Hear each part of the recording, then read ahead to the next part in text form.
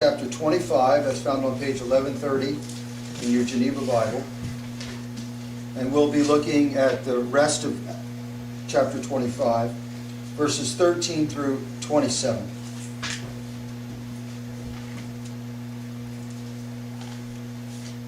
Beginning at verse 13. And after certain days, King Agrippa and Bernice came down to Caesarea to salute Festus. And when they had remained there many days, Festus declared Paul's cause unto the king, saying, There is a certain man left in prison by Felix, of whom, when I came to Jerusalem, the high priests and elders of the Jews informed me and desired to have judgment against him. To whom I answered that it is not the manner of the Romans for favor to deliver any man to the death, but that he which is accused have the accusers before him, and have place to defend himself concerning the crime. Therefore, when they were come hither without delay, the day following I sat on the judgment seat and commanded the men to be brought forth, against whom, when the accusers stood up, they brought no crime of such things as I supposed, but had certain questions against him of their own superstitions, and of one Jesus, which was dead, whom Paul affirmed to be alive. And because I doubted of such manner of question, I asked him whether he would go to Jerusalem and there be judged of these things. But because he appealed to be reserved to the examination of Augustus, I commanded him to be kept till I might send him to Caesar. Then Agrippa said unto Festus, I would also hear the man myself. Tomorrow, said he, thou shalt hear him. And on the morrow, when Agrippa was come, and Bernice with great pomp, and were entered into the common hall with the chief captains and chief men of the city, at Festus's commandment, Paul was brought forth. And Festus said, King Agrippa, and all men which are present with us, ye see this man, about whom all the multitude of the Jews have called upon me, both at Jerusalem and here crying that he ought not to live any longer. Yet have I found nothing worthy of death that he hath committed. Nevertheless, seeing that he hath appealed to Augustus, I have determined to send him, of whom I have no certain thing to write unto my Lord. Wherefore I have brought him forth unto you, and especially unto thee, King Agrippa, that after examination had, I might have somewhat to write. For methinketh it unreasonable to send a prisoner, and not to show the causes which are laid against him. The title of our message this morning, Paul's hearing before King Agrippa. Notice I call it a hearing. It is not a trial, it's a hearing.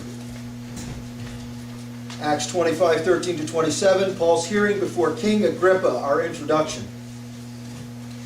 In last week's text, we learned that the original governor of Caesarea, Felix, under whom Paul was first tried and arrested, was sent away from Caesarea for crimes against the Jews.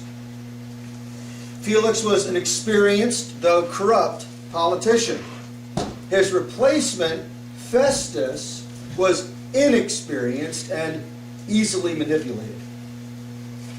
The Jews attempted to exploit this weakness by asking that Paul be handed over to them, to the Jews, without trial. Festus resisted giving Paul over to them. Festus resisted giving Paul over to them, but did suggest that Paul go to Jerusalem for trial. Festus thought that this might please the Jews. Paul knew that justice in a Jerusalem court, was highly unlikely, so he appealed to Caesar Augustus. While Paul waited to be taken to Rome for trial, he's called on at the last minute to explain his strange case to a new visitor, King Agrippa, and his sister Bernice. There are 3 points to our message this morning. Beginning with verse 13, a visit from King Agrippa and Bernice. And then verses 14 through 22, Festus explains the case to Agrippa. And then verses 23 through 27, King Agrippa hears the case. And now our context. Up to this point, Paul has defended the faith 4 times. Twice he has been tried by a Roman governor, and twice prosecuted by the Sanhedrin. Paul has been held as a prisoner for 2 years, but is yet to be charged with any crime. Once again, in this text, Paul will be asked to defend himself, but more as a curiosity than a trial. Paul has already appealed to Caesar Augustus, therefore this hearing bears no consequence on his legal status. We come to our first point, verse 13, a visit from King Agrippa and Bernice. Verse 13. And after certain days, King Agrippa and Bernice came down to Caesarea to salute Festus. Here we have the introduction of a new character to the narrative. It is King Agrippa II and his sister/mistress, Bernice. Agrippa was king over Galilee, and he decided to make a visit to Festus in order to congratulate him on his new appointment as governor. Agrippa II was the son of Herod Antipas, or who we might call Agrippa I. He was the one who killed the apostle James to please the Jews. And Agrippa II was the grandson of Herod the Great, under whom Christ was born. Agrippa, we're told here, is accompanied by Bernice. She was a widow and the sister of Agrippa. She was in love with her own brother, Agrippa. Although she did marry again, she soon divorced her second husband and returned to her incestuous brother, Agrippa. Further on, Agrippa II is a mystery in the New Testament. For each time he's mentioned, he possesses a new authority. There is a simple explanation to that. When Agrippa II's father died, he was only 17 years old. The death of his father is mentioned in Acts chapter 12, verse 23, where it says, "But immediately the angel of the Lord smote him, because he gave not glory unto God, so that he was eaten of worms and gave up the ghost." Emperor Claudius at the time decided to give Agrippa II, that should be, power slowly. First giving him the small kingdom of Chalcis, then giving him certain parts of Galilee, and now in our text he's given him the entire kingdom of Galilee. Agrippa did not hear the case in order to make a judgment. There would be no ruling on the case. It was to be decided by Caesar Augustus. But it is a fulfillment of Christ's prophecy in Matthew 18:10, where he spoke concerning this very event, that the apostles should be brought before governors and kings. Earlier, Paul had been brought before Festus, who was the governor, and now he's brought before Agrippa, who was the king. Among the new duties of Agrippa II as king over Galilee was oversight of the temple, which might explain why he felt he had the right to hear this strange case of Paul. The real reason, we'll see later, for this hearing was that Festus was a new governor and in over his head. Although the trial was going to Rome, it was Festus's job to send legitimate charges along with Paul the prisoner. Paul could not appear before Augustus Caesar without real charges, and Festus had nothing. Festus wants Agrippa to hear the case because Agrippa is an expert at Jewish law, and maybe he can tell Festus what crimes Paul's accused of. Agrippa was a judge and a Jew who knew the finer points of the Jewish law and knew this would be a big help to Festus. But there was one more subtle reason for this trial, or we should call it a hearing. In one sense, Festus treats this hearing almost like a curiosity or a humorous diversion, or a chance for the two judges to entertain themselves while getting to know one another by presiding over Paul. Paul, on the other hand, was just waiting in prison. He was to be sent to Rome, but sending a prisoner to Rome took some time and took some planning. We come to our second point, verses 14 to 22. Festus explains the case to Agrippa. Verse 14. And when they had remained there many days, Festus declared Paul's cause unto the king, saying, There is a certain man left in prison by Felix, of whom, when I came to Jerusalem, the high priests and elders of the Jews informed me, and desired to have judgment against him. Festus took his time, we're told, asking Agrippa for help in the case of Paul. He didn't want to seem too desperate. It says that Agrippa had visited here for many days before the subject of Paul was discussed. Festus now begins to explain the strange case of Paul versus the Jews to Agrippa. He mentions that Paul was originally tried by Felix, but after Felix was deposed by Rome, he strangely left Paul in prison, although not charged with any crime.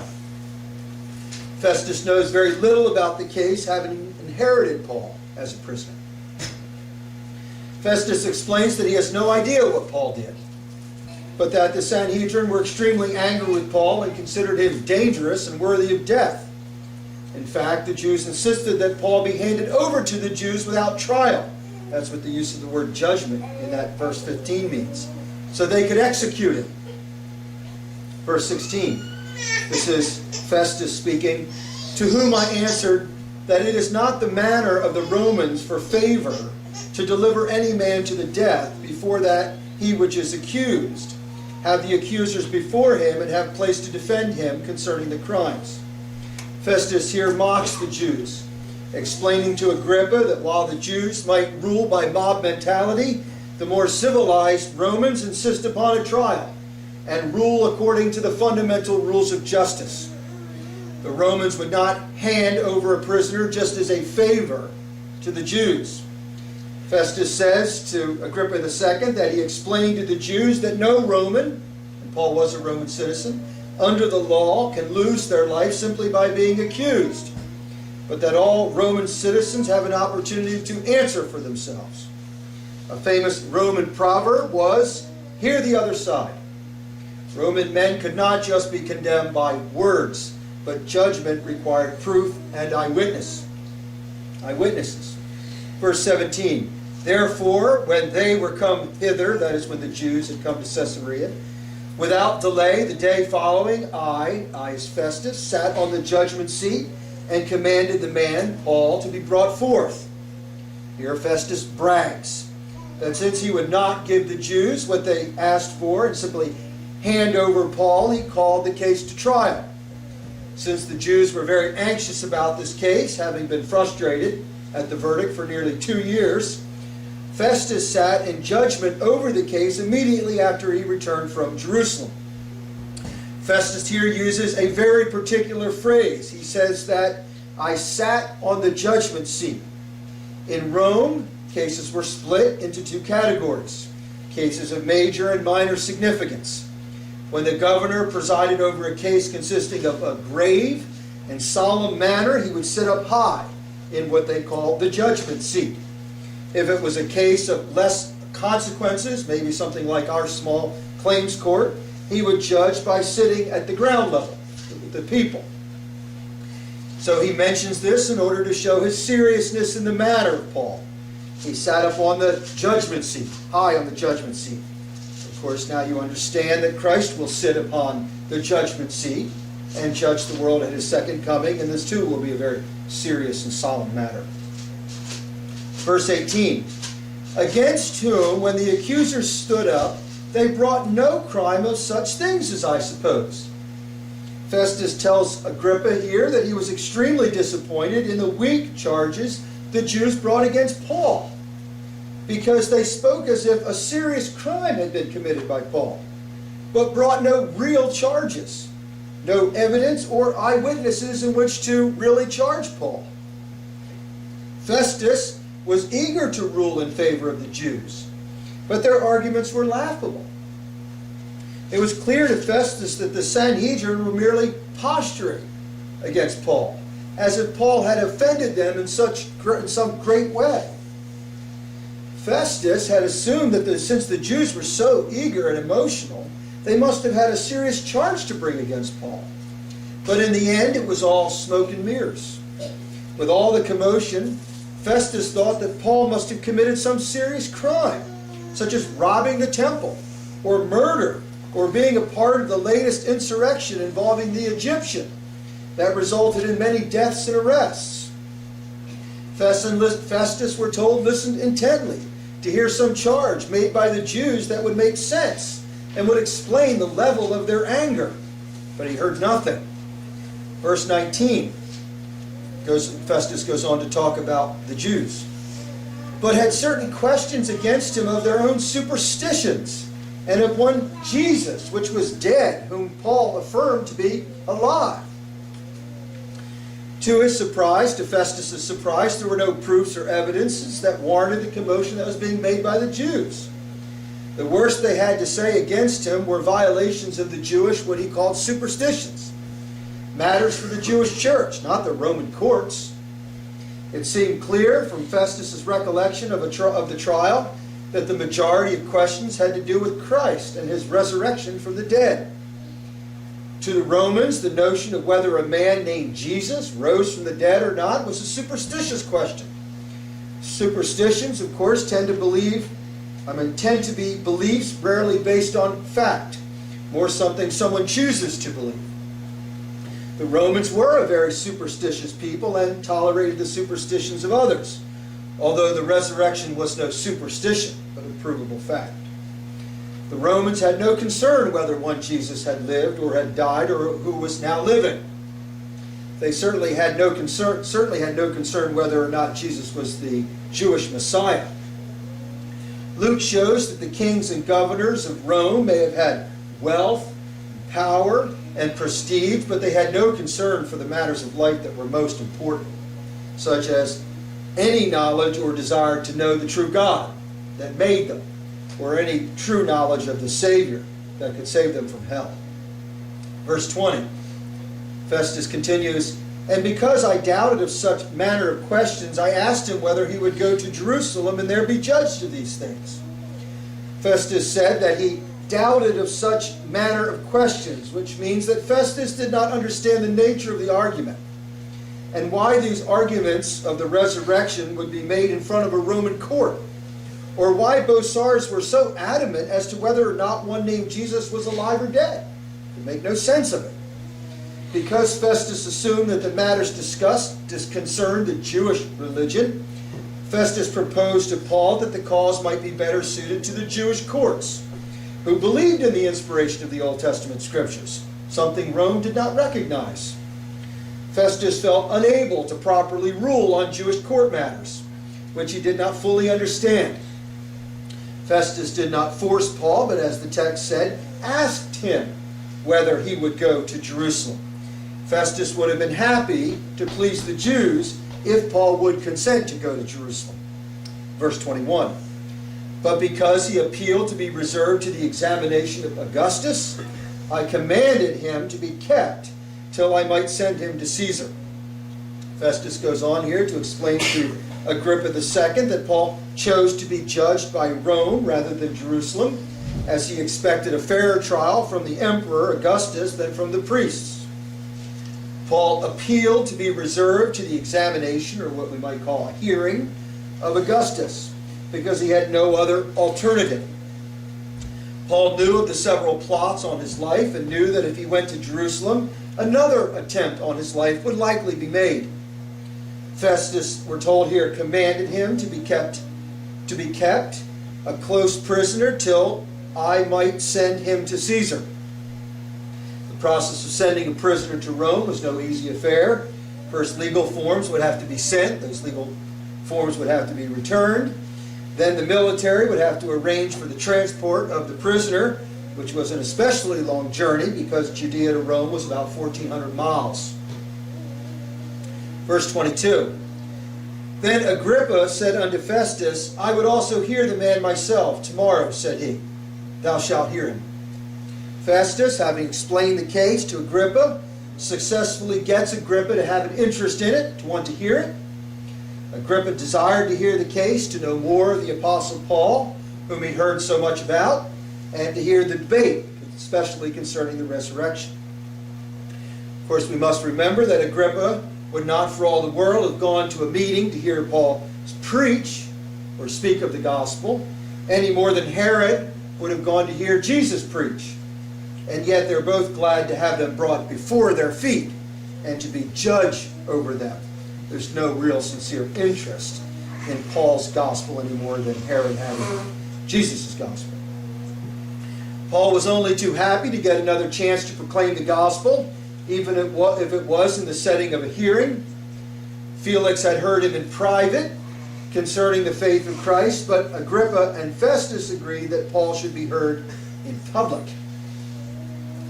And now we come to verses 23 to 27, King Agrippa hears the case. Verse 23. And on the morrow, when Agrippa was come, and Bernice with great pomp, and were entered into the common hall with the chief captains and chief men of the city, at Festus's command, Paul was brought forth. One of Luke's reasons for writing this narrative of Paul's hearing is to contrast the ridiculous behavior of the ungodly with the godly behavior of Paul.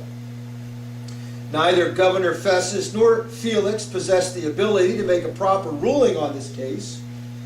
They are both more interested in the way that they're being perceived publicly, yet are inwardly both very perverse people. They both are more interested in doing a favor for the Jews than actual justice, and they promote a Roman authority that is headed by an emperor they believe to be a god. The next day, we're here told that an audience gathered for the hearing.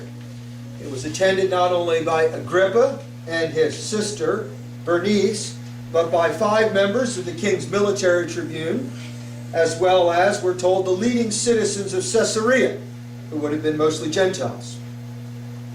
Festus was in charge of the proceedings and put on a great ceremony to honor Agrippa before Caesarea. Luke used this context to contrast the honorable greatness of Paul, earned by years of dedicatory service to the souls of all men, and his true sense of value, against the ridiculous pomp of rich clothing, gold, pearls, and decorated horses, all meant to dazzle the eyes of the onlookers, not with anything of real substance, but as a conceited and fancy performance. Verses 24 and 25. And Festus said, King Agrippa and all men which are present with us, ye see this man about whom all the multitude of the Jews have called upon me, both at Jerusalem and here, crying that he ought not to live any longer. Yet have I found nothing worthy of death that he hath committed. Nevertheless, seeing that he hath appealed to Augustus, I have determined to send him. Here once again we catch Festus bragging. Festus represents himself as a decisive ruler, one who had made a decision, but whose decision was overruled by Paul's decision to appeal to Caesar. In actuality, Festus never arrived at a decision and was relieved that Paul appealed to Rome. The truth of the matter was that Festus had actually asked Paul to agree to be tried in Jerusalem, a foolish compromise that would have exposed Paul, an innocent man, to potential death. But this verse continues the theme of posturing to look good in front of Agrippa. Verse 26, of whom I have no certain thing to write unto my Lord. Wherefore I have brought him forth unto you, and especially unto thee, King Agrippa, that after examination had, I might have somewhat to write. Eventually, here Festus confesses the primary reason for this examination or hearing. It was that he had nothing to write against Paul to send to Rome as a possible charge for a trial. He could not as yet write an actual crime concerning Paul, since all the charges were inconsistent, trumped up, and lacked any evidence. He therefore desired Paul might thus be publicly examined, that he might be advised by Agrippa II what to write to Caesar Augustus. Verse 27, for me thinketh, this is Festus speaking, for me thinketh it unreasonable to send a prisoner, and not to show the causes which are laid against him. As we can see, this is not an official trial, it was an unofficial inquiry.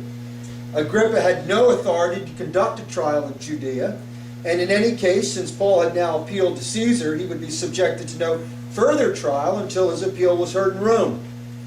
The inquiry was held in order that Agrippa might understand enough of Paul's case to help Festus frame his report. Festus alone was responsible for writing the report, although he was free to receive help from whatever source he chose to write the report. Festus wanted Agrippa II to help him find charges without having to find a way to please the Jews. Festus thought it unreasonable to send a prisoner, especially so far as Rome, and not to show the causes which are laid against him. Festus was new to the job, and this might have been the first matter he had to defer to Rome, and he wanted to make a good showing. Once again, Luke chooses to show the lack of understanding among the Roman leaders who were unable to make a decision, They're incapable of justice, and showing Festus pathetically needing the help of Agrippa to write a report on his very first case. This is contrasted with Paul, a prisoner yet always prepared to give a logical, consistent reason for his faith. And next week we'll continue by hearing Paul's defense of the resurrection to Agrippa, Bernice, and to Festus.